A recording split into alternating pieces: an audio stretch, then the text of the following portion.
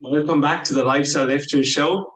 Today's guest is John Courtney. John, welcome to the show. Thanks for being here.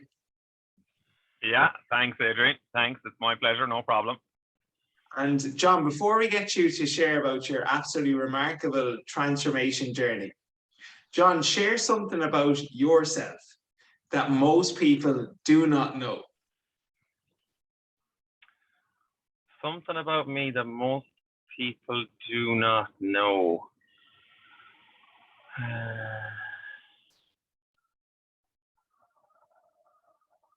It's difficult when you're placed in the spot, John. I smoked for about 15 years.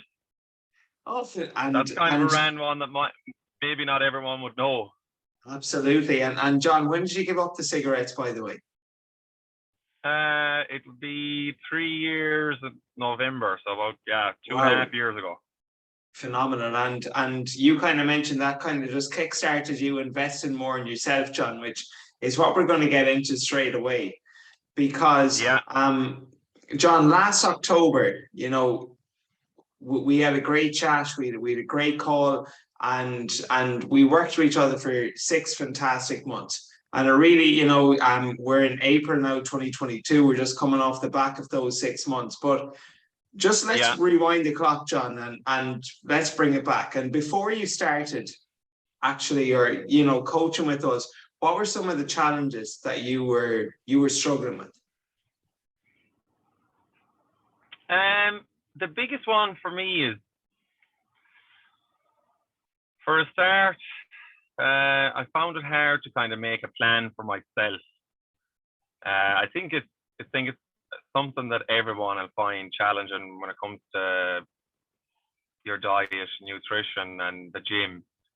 I found it extremely hard to lay out a plan for myself for the week, something that I kind of have to stick to and something that I had to be accountable towards, because life gets in the way and whatnot, and work long hours and all of that. But if you don't have a plan in place, I used to always kind of struggle with that. You do your 10-hour, 11-hour day at work or whatever it is, and then you'll always opt for, look, I'll do it at the weekend, or I'll do it some other day. The day that never comes, like tomorrow never comes, So for me, it was a structure, like something to follow. That was my biggest thing, and that goes for the food and the workouts, like both. Yeah, and you kind of touched on an important point there too, John.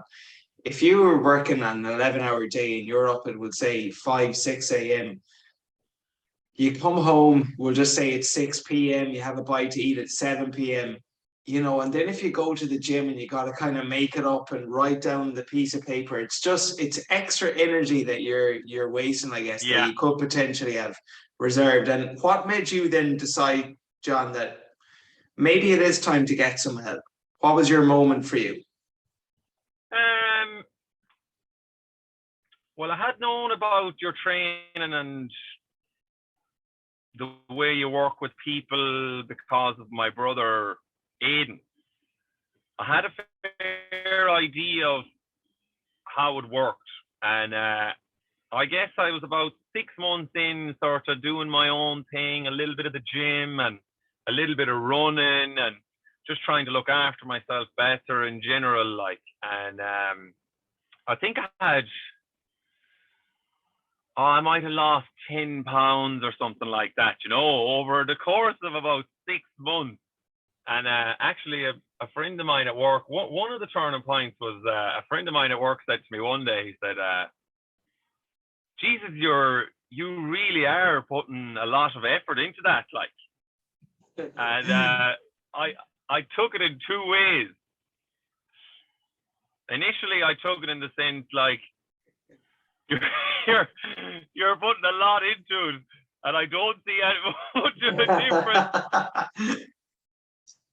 And in another sense, I took it in a constructive way as well. Geez, fair play to you. You're trying hard.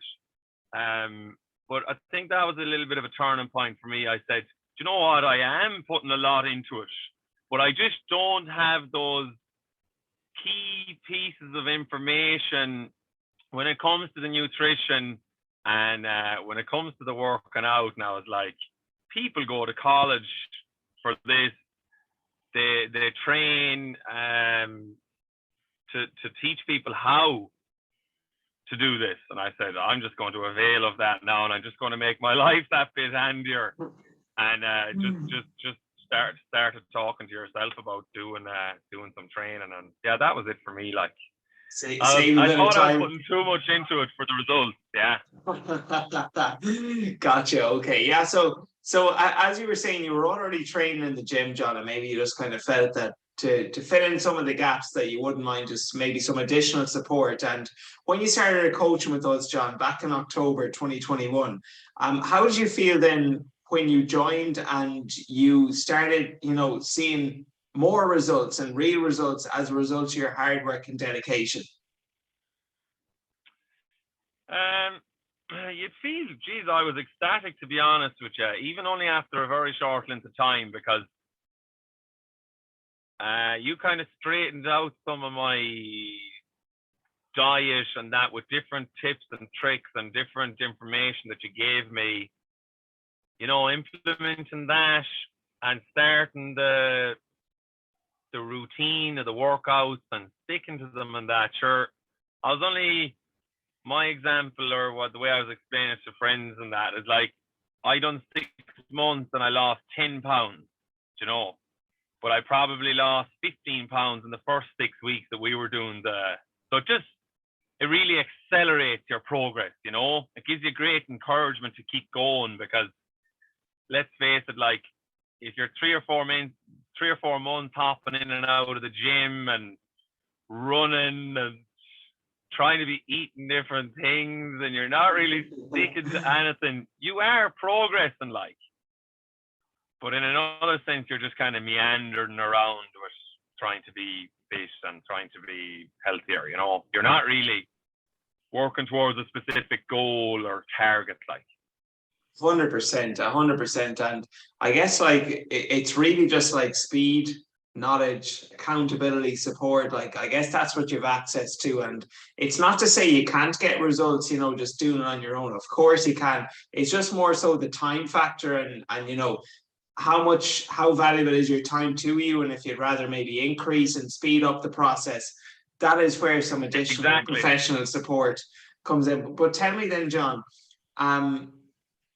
just because I know you mentioned an important point there, like the first kind of couple of weeks you started really noticing changes, because we really do emphasize those first 4 to 6 weeks, and we try to just nail in, because we understand the importance of good habits and just getting off to the right start, and really nailing in some just simple sustainable nutritional strategies to kind of to make things as easy as possible to follow and get your results as quick as possible. So what would you say then, John, like just throughout the whole course of the coaching program, what would you say were maybe 1 or 2 of the most beneficial changes that you started implementing towards, we'll say, your nutrition first of all?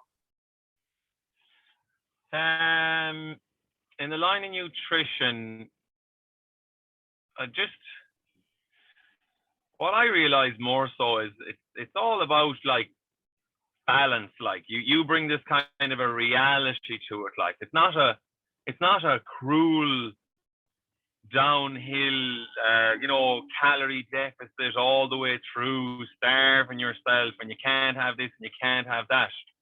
Sure, I've been eating, in some sense, I've been eating more than I've ever eaten.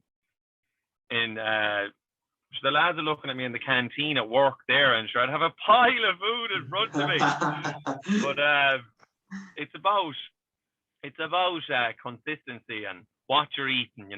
You can eat an awful lot of food that's not going to do you any harm. Versus, I might have been eating small little things here and there consistently before, just maybe not the healthiest of choices or whatever. But it's all about, over a period of time, like, it starts to catch up with you. 100%. And it's the same with the healthy habit. So if you introduce a healthy habit, it starts to show its results over a period of time. You just implement these better daily choices for the most part, 75 or 80% of the time. You know, people were kind of saying to me when I started out, they'd be kind of laughing at you. They'd be like, "Oh, that you're starved now," you know. And I was like, "No," like, they're like, "You can't do anything now, can you? You can't have a drink and all this." And I'd be like, "No, I can. I know now how to, you know, like prepare yourself for a weekend where you're going to have a few drinks. Trim it back a little bit on the Thursday and the Friday. Like, you know, don't go too mad at work. Don't be having the little dessert after your Exactly. dinner or whatever it is." And a lot of those little tips and tricks, they helped me a lot, yeah. 100%. Yeah, because it's not to say, John, that you didn't have your nights out here and there. You went through a difficult enough period too, like between catching illness, between flying home for Christmas, between training out at Yeah. different gyms. It wasn't all that straightforward for you, John. No. Oh my God. Like, one of the most challenging things was the different gyms.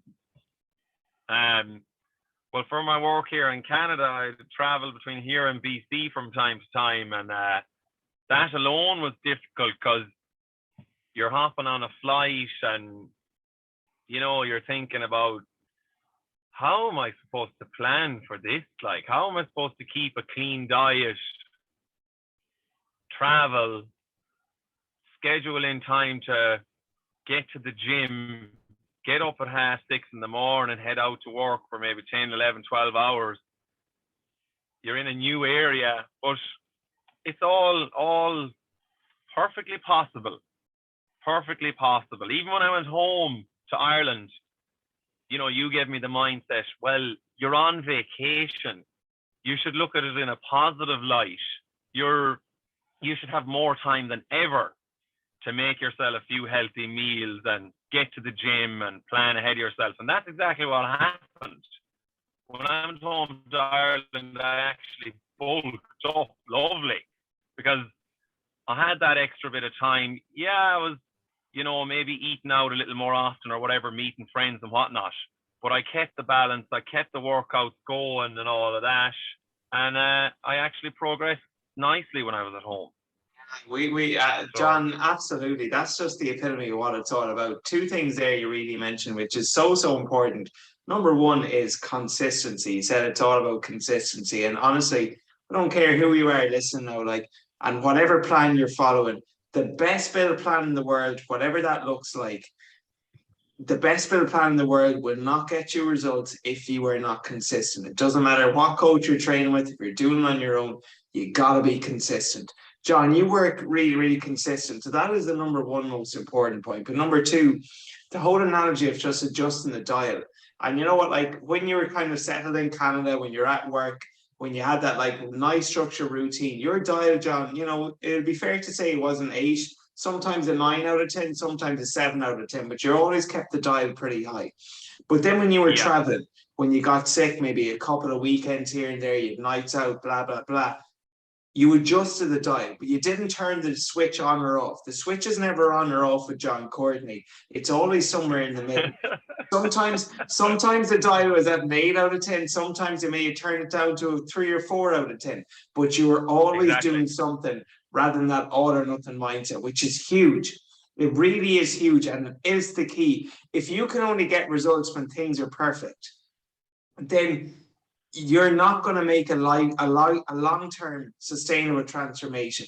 And John, as you Yeah. showed, the harder the season you enter, such as Christmas, such as getting illness along the way, if you can come through that, and if you can come through that, relatively okay, and even if you do gain a small bit, what harm? But the harder the season you enter, if you can come through that, that would actually give you confidence that no matter what you're faced with in your life, that you can actually overcome. And you've had plenty of challenges, John, and there never is a perfect time. So tell us now, John, what were some of your biggest wins then? Since actually starting the program. Some of my biggest wins. I'd say if I was to rate them, one of the most important gains for me was, you know, a bit of gym confidence was a big one. To be able to walk into the gym and have a plan.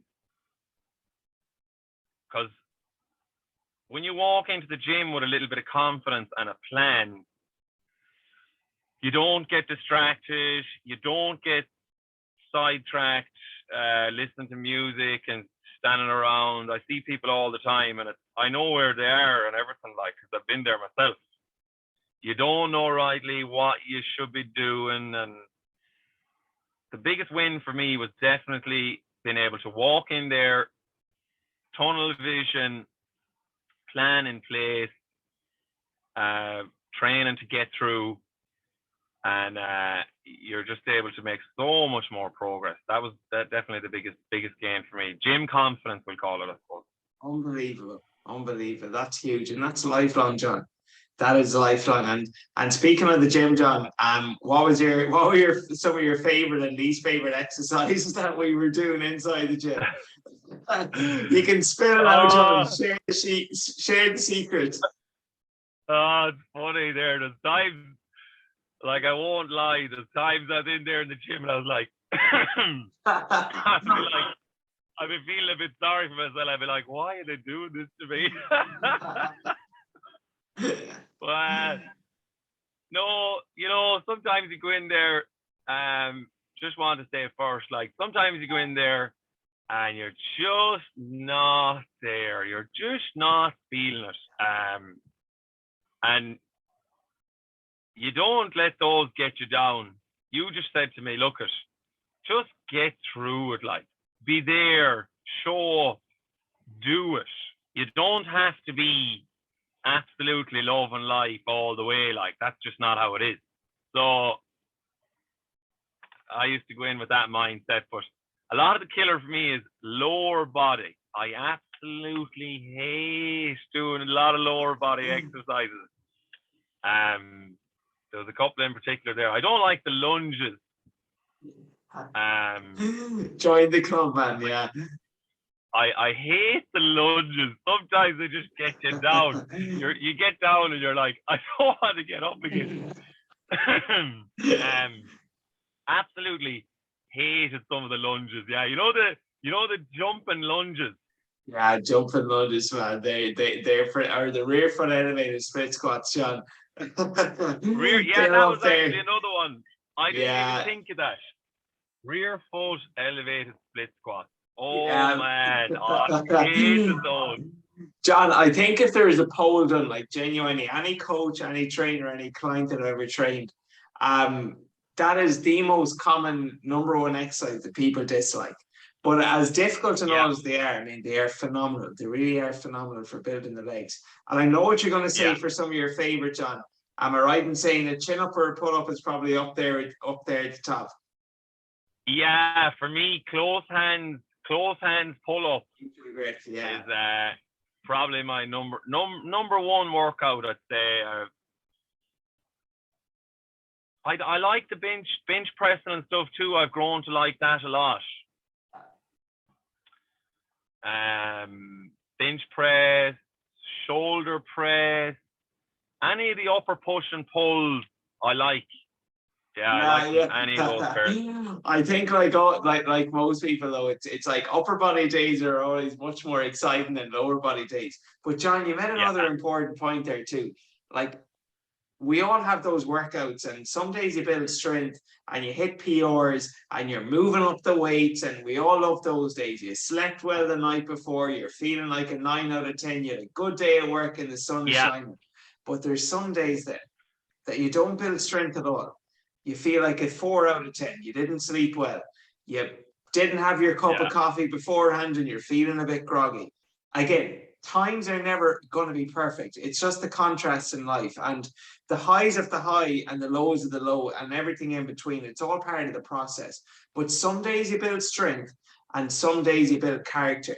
And the days you build character are more important than the days you build strength, because if you can get through those harder days that we all have, it really makes you appreciate the better days when they actually do come. So, John, what would you say for you was like your proudest moment? Proudest moment. Start to finish, proudest moment.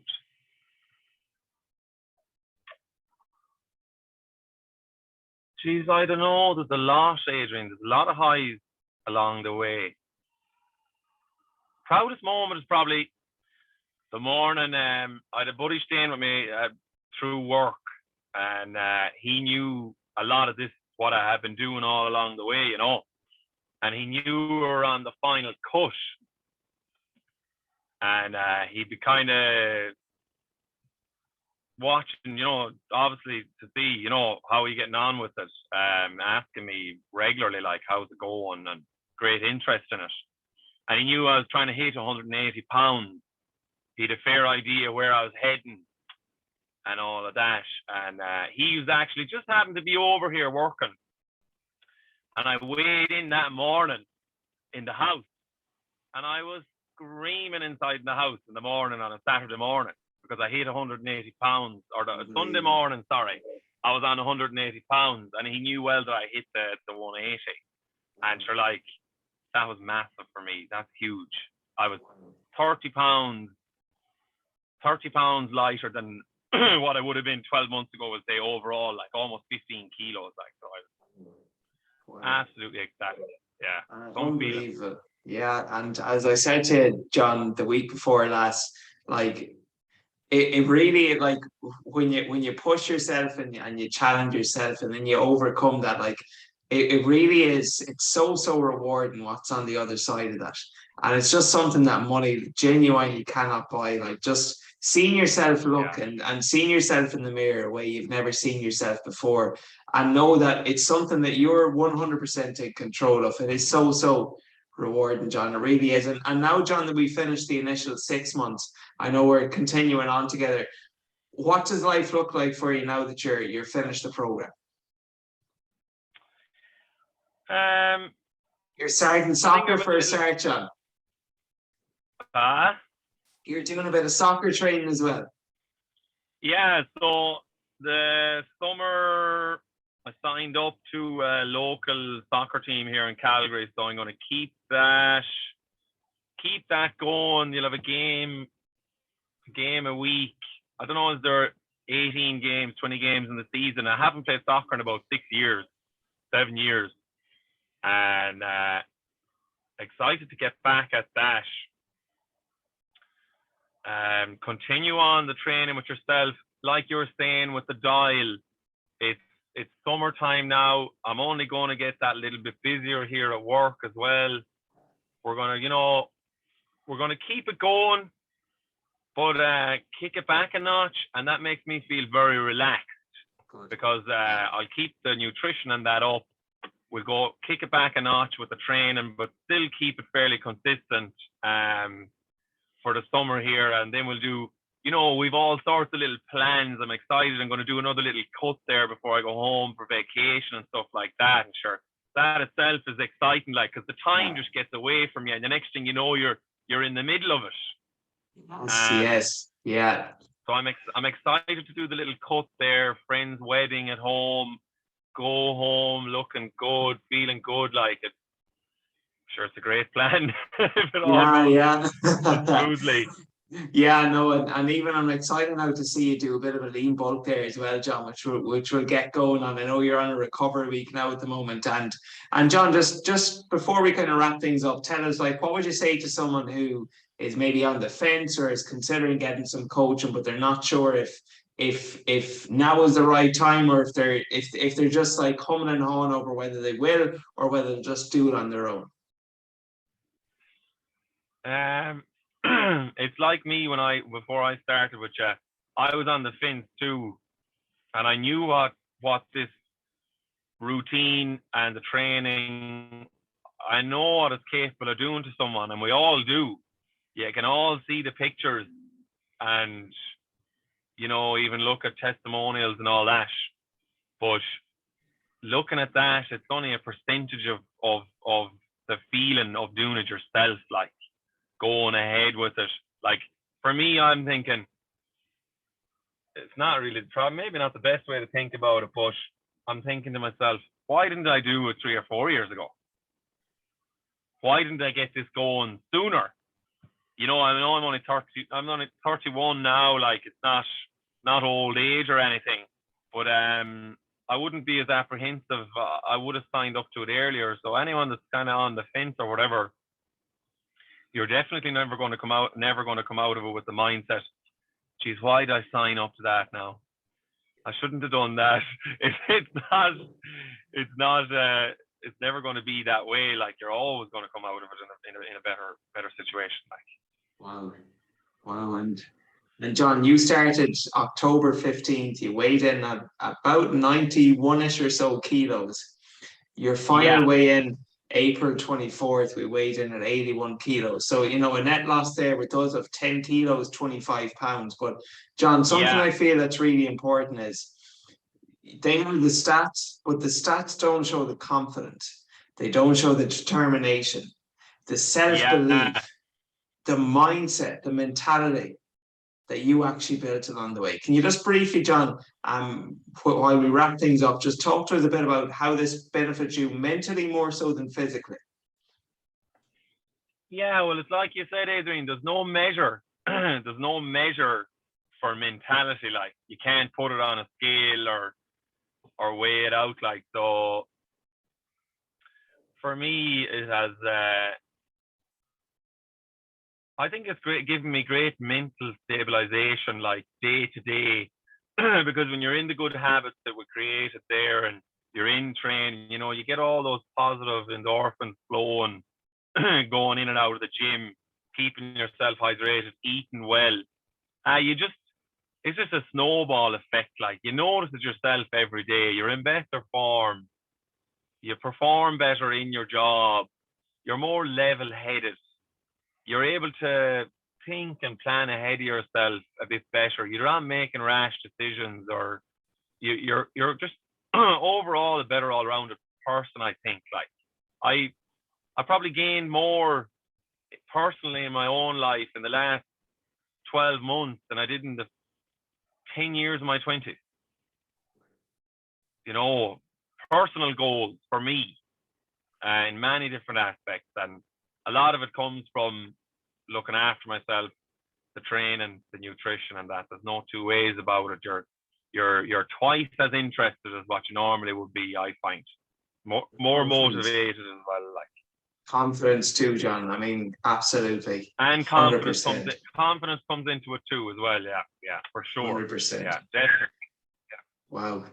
Well, John, I just want to acknowledge you first of all for being just so coachable. You know, I remember kind of when we had our initial consultation, I always kind of say, you know, provided that we're coachable, we stay in the plan and we follow the path as best we can. And John, you were coachable, you know, you stayed in the plan and the path and you followed it as best you could. And as we said, it doesn't mean that it has to be 10 out of 10 perfect. Sometimes we were 8 or 9, sometimes we were 3 or 4, but you were always on the path there somewhere. So I just want to acknowledge you for that, John. And you really are like just such an inspiration, even hopping on the coaching Zoom calls. You know, guys, just for context, we have coaching calls with just all of our clients. And, you know, John starting out of the 6 months, you know, you would have been asking, you know, quite a few questions, which I absolutely love. And come the end of the 6-month program, at like any members who were just kind of starting out, honestly, I couldn't let John run the call and John would be able to answer them. You gave a big spiel there a few weeks ago that was like 4 or 5 minutes long of someone who was just at the start. You're like, look, I'll tell you exactly now what you need to do. And you effectively laid it out all for them. So honestly, just the energy you bring, honestly, it's really rewarding to me. It makes my job so much easier and so rewarding too, John. I really mean that. Like, the physical benefits are so rewarding, but it's just how this has built you from the inside out, the mindset, the mentality. I really love hearing this. So John, just thank you so much again. And final 2 questions that I ask all of my guests, John. I love morning routines, John. And I know you have a bit of one going yourself there. So, like, what does the typical first 30 minutes or so of your day look like? So we might as well rewind a month or so, because before I started the cut, And when I'm doing my normal and everyday training, I try to do at least the 5 days, the 5 weekdays. So my routine was basically every single day I'd get up, I'll do sets of push-ups and sit-ups in the morning, first thing in the morning. Unless I wake up late or something, 9 times out of 10 I'm doing push-ups and sit-ups. So I was kind of breaking it up into sets, 3 sets of 20 reps or whatever it is for push-ups, sit-ups the same. And then I was increasing it every week by 1 rep. So, I had got myself to the place where I was doing 3 sets of 30. Then I had dropped it back to 20 again, but I went for 4 sets, started at 21 again, 22, 23, keep going along like that. I found that great because you were saying just to get a little bit of activity in the morning, if you could, a little bit of cardio or whatever. And I was like, well, there's only one way of doing this. It's not sitting in the truck and driving to work. So that was one of the things I implemented. Another thing I've done is I drink about 1 liter of water in the morning, every single morning before I even reach for trying to make breakfast or doing anything like that. That's a religious change that I have made, is the water. So I'll do the push-ups, sit-ups, generally, water, daily weigh-in as well. As I was actually doing a weigh-in every single morning there for 90% of the time. So those are just 3 things that I kind of implemented. Another thing I implemented is I used to never eat breakfast. I used to be like, oh, well, you're eating less food in the day if you're not eating breakfast. But I've got into a really good habit now of eating porridge. And I'll always put a spoon of honey into it, or a spoon of Nutella or something like that, and maybe a banana. And it gets me out of bed in the morning now. 100%. I get up in the morning hungry because I don't eat as late at night. Yes. And I'm just mad for my porridge now in the morning. So fantastic. Probably the best habits I've put in place. I know, but you change your state. You really wakes you up, John. That morning movement, and finally, John. So this last question, because this is the Lifestyle Lifter show, John, what is your definition of living a successful lifestyle? My definition of living a successful lifestyle.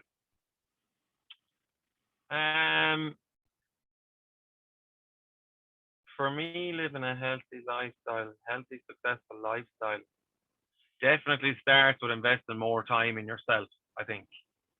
My biggest problem before I started any of this was I always struggled to invest time in myself. I'd have no problem investing time in somebody else.